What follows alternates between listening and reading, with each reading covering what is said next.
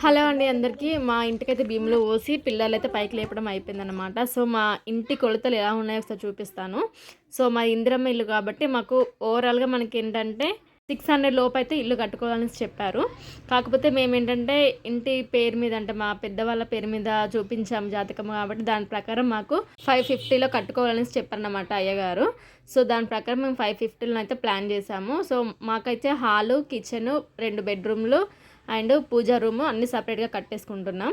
యాక్చువల్‌గా చాలామంది ఏంటంటే 2 బెడ్‌రూమ్స్ ఉన్నాయి కదా! సో, ఒక మాస్టర్ బెడ్‌రూమ్‌కి మాత్రమే అటాచ్డ్ బాత్రూమ్స్ అలా కట్టుకుంటున్నారు. సో, మేమేంటంటే 2 బెడ్‌రూమ్‌కి అటాచ్డ్ వాష్‌రూమ్స్ అయితే పెట్టుకున్నామనమాట. బయట కూడా సెపరేట్ వాష్‌రూమ్ అయితే పెట్టుకుంటాం. బట్ బెడ్‌రూమ్‌కి అటాచ్డ్ అయితే కంపల్సరీగా ఉండాలనేసి పెట్టుకున్నామనమాట. సో, ఓవరాల్‌గా మా లెంత్స్ అన్నీ ఏమొచ్చాయంటే ఫస్ట్ నేను హాల్ నుంచి స్టార్ట్ చేస్తాను.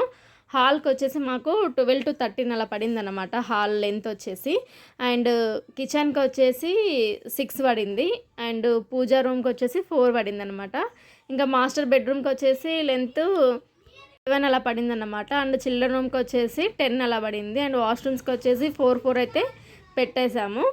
మేమైతే ఫుల్‌గా భీములైతే నింపేసి ఇలా పిల్లలని మొత్తం పైకి లేపేసి ఫస్ట్ బిల్ కోసం అయితే వెయిట్ చేస్తున్నామనమాట. సో, ఫస్ట్ బిల్ పడడంతోనే మాకైతే దర్వాజా లేపి గోడలైతే స్టార్ట్ చేస్తారు. చూడాలి ఇంకా ఎన్ని రోజులకైతే ఫస్ట్ బిల్ పడుతుందో. సో, మా ఓవరాల్‌గా ఇల్లు అయితే ఇలా ఉంటుంది చూడండి. గంతే.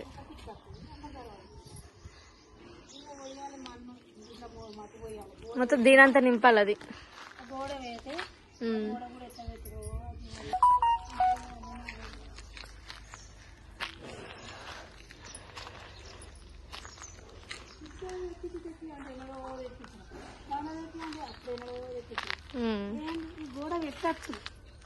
ఫస్ట్ మేము భీములు అయితే ఇలా అడ్డంగా అయితే పోసామన్నమాట వాష్రూమ్స్ కోసం రెండింటి కోసము. బట్ కాకపోతే తర్వాత కొంచెం ప్లాన్ చేంజ్ చేసి ఇటు సైడ్ అయితే పెట్టుకున్నాము. సో, నేను నెక్స్ట్ అది చూపిస్తాను నెక్స్ట్ వీడియోలో.